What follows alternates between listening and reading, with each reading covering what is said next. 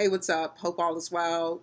This is my official review of my trip to the United Arab of Emirates. Sorry, it's a mouthful. UAE. I'll just say UAE, United Arab of Emirates. And that's a country, and so they have like different states, which would be like Dubai, Sharjah, Abu Dhabi, rack. There's like seven of them, y'all. But of course, the more popular ones are Abu Dhabi and Dubai, and I've driven through like six of them. So they're not that. It's not a really big country. You could drive maybe through the country in a couple of days. But anyways, so what I wanted to talk about was my trip to UAE, and I'll answer some questions that I think that people would want to know when traveling to for if you want to travel to the country. Well, I guess the first question is, why did I choose to go? I have a line sister who lives there. She actually teaches there. Majority of the people in UAE are actually expats. So they go there to work. Only 9% of the population is actually Emiratis. So that's actually the people that are actually from there. It's only 9%. So the other, 91% of people are actually expats. So my line sister lives there. I wanted to visit her a long time ago. I couldn't afford it.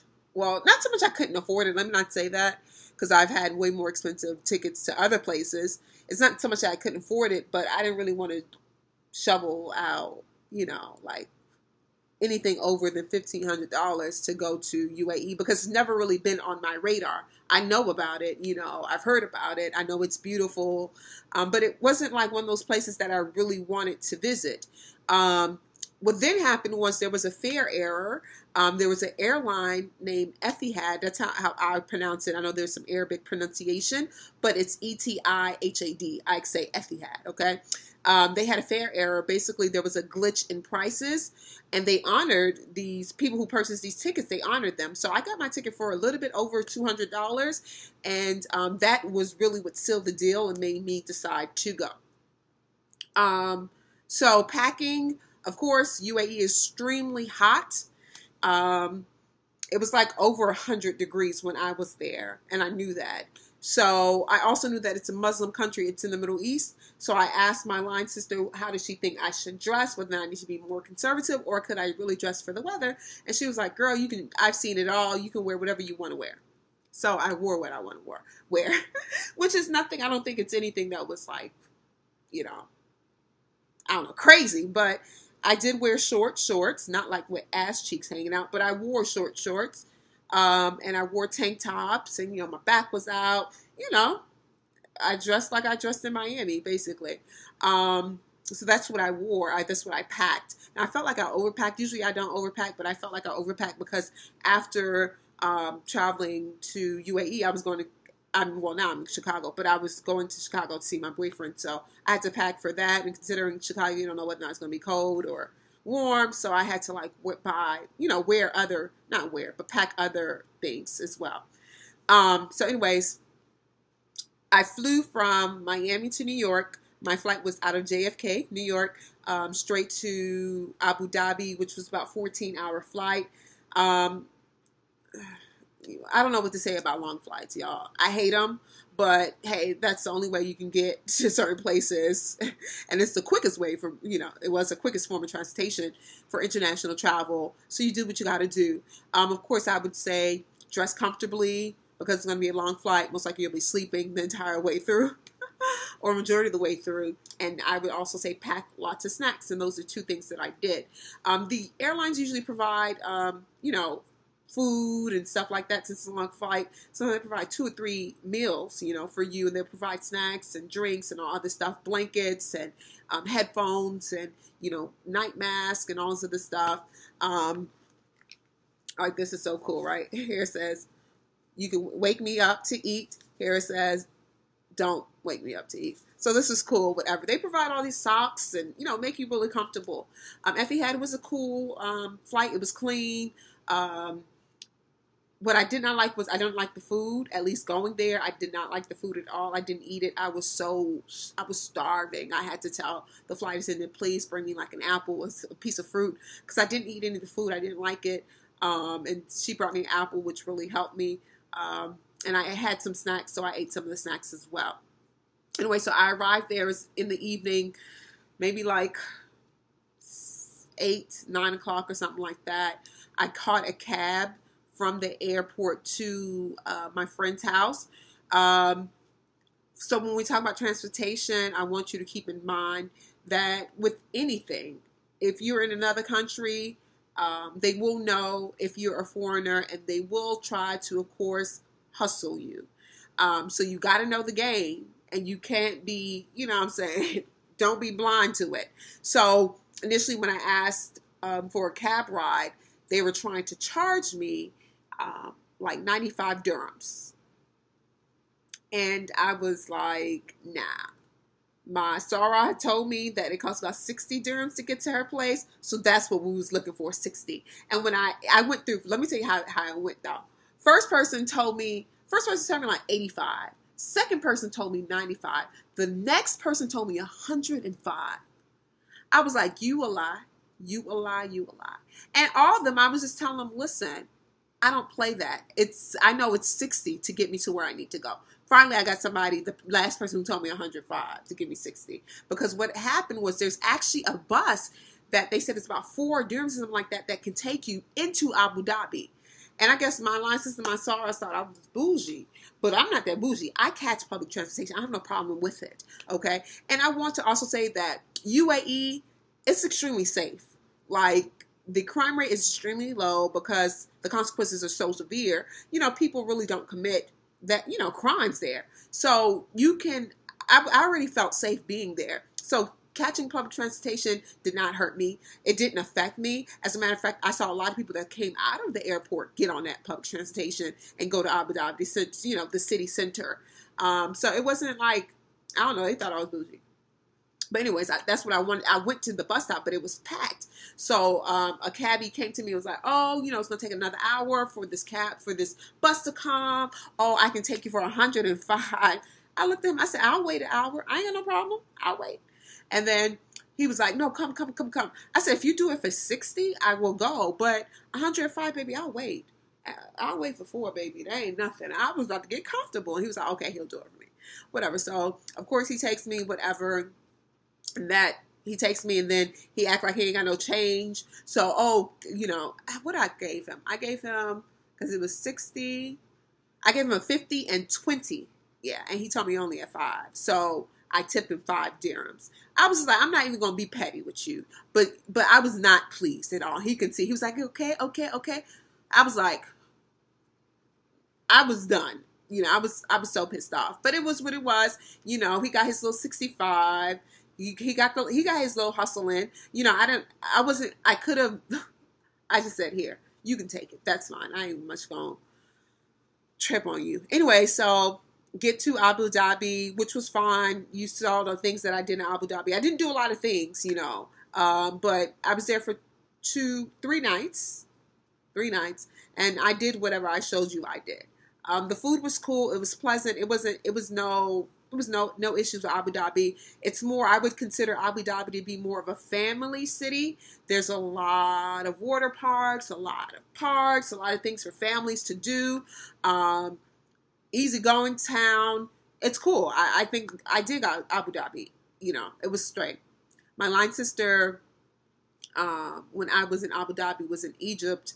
On Sunday, she came to pick me up. So she got off her flight from Egypt, came to pick me up. She lives in Dubai. Came to pick me up from Abu Dhabi. And from Abu Dhabi, we went back to Dubai. And it was like an hour and some change to get from Abu Dhabi to Dubai. So that was that. That was cool. Trying to think. So we get to Dubai, you see everything that I did in Dubai, and it was all good.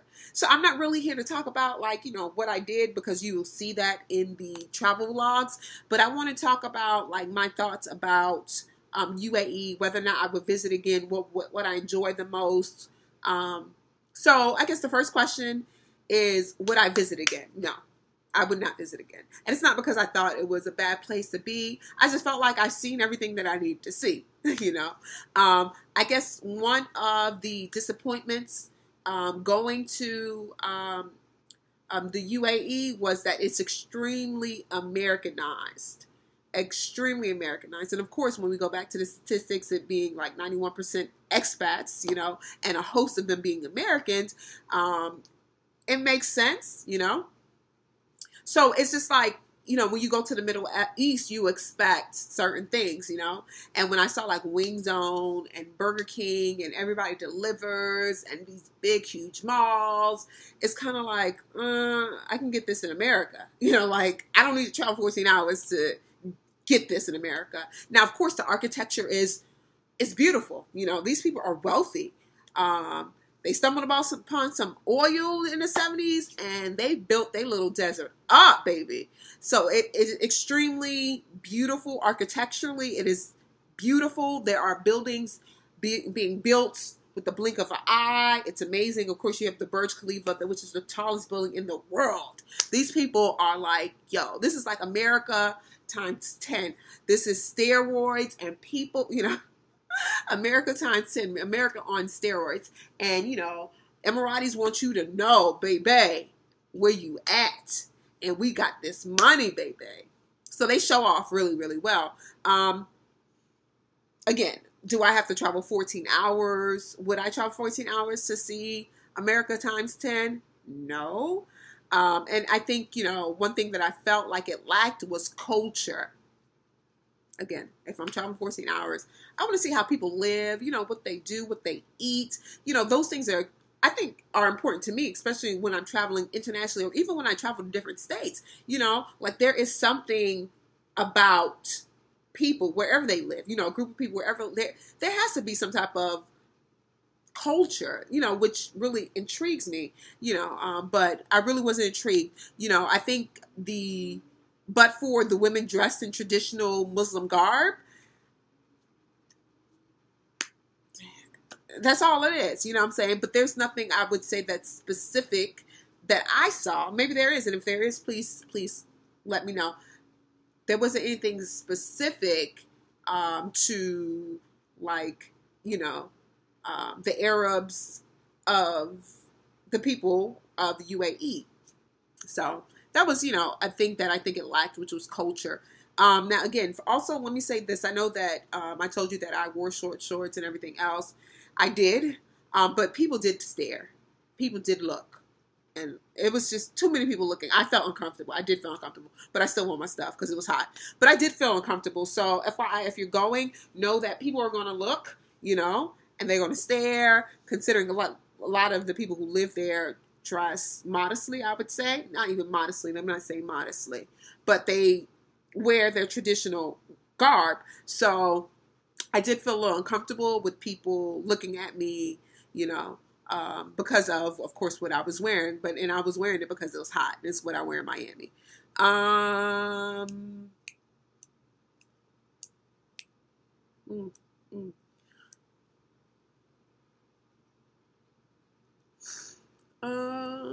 Let me see. Okay, what did I enjoy the most? I enjoyed the desert safari. I thought that was really, really good. I enjoy seeing the camels on that camel road. I call it camel road, but it's not. But it was a lot of camels there, so it was camel road. And I enjoyed my henna. If you can see, I did my henna, which is beautiful, beautiful, beautiful. I think all you need is a week. I don't think you need any more time than a week over there if you decide to go. Within a week, you can see everything and do everything. But 2 weeks would be excessive. I would say 7 days, honestly. 10 days, I think you can get a little bored. But 7 days, I think that for you to fly in and fly out, like me, I think from Wednesday to Wednesday, that's what I did. I was able to do everything within 5-6 days. So I think that would be ideal for you. If you live there, like my Soras who live there, it's really good in that they're able to travel to different to different countries because they're like in the Middle East, right? So it's very central to everything. And my line sister has been everywhere. It's amazing. Like I told you, she was in Egypt.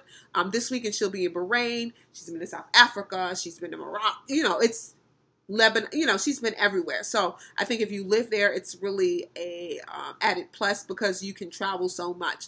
But I'm not going back there. It was cool. It was an experience. It was nice to be there. Nice to say that I've been to UAE, but I think one time is enough for me. So this is just my quick review. If there are any specific particular questions, please feel free to ask them below. Thank you for watching. I will talk to you soon. Peace.